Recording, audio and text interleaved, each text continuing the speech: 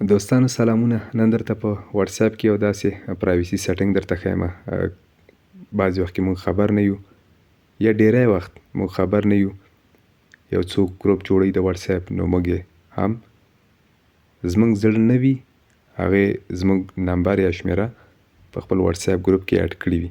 نو که تاسې هم له داسې هغه نه په تنګ یاستئ نو نن زه درته یو طریقه ښیم، هغې نه وروسته به تاسې له دې مشکل څخه خلاص شئ. که واتس اپ بزنس وي او که ساده واتس اپ وي، دواړو کې دا اپشن شته دی. نو فعلا به زه په واتس اپ بزنس باندې کلیک کوم.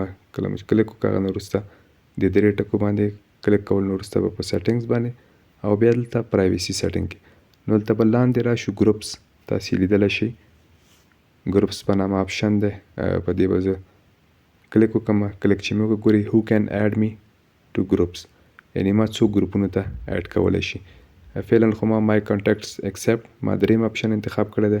نو دغه لومړی اپشن چې کله فعاله وي دې سره که ستاسې په موبایل کې نمبرونه ثبت وي او که نه وي نو ستاسې واتس اپ نمبر چې چا سره وي هغه به تاسې خپل واتس اپ ګروپ ته ایډ کولی شي.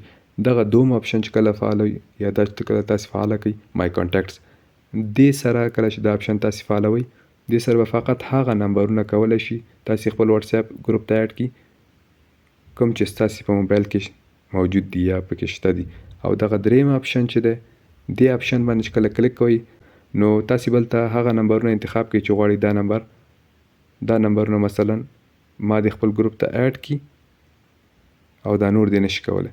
نو تاسې به نمبرونه انتخاب کړئ. هغه نمبرونه چې مې انتخاب کړه هغه نه وروسته به بیا په دې ټک مارک باندې کلیک وکړئ نو دې سره به دا نمبرونه تاسې نشي ایډ کولی خپل هغه ته.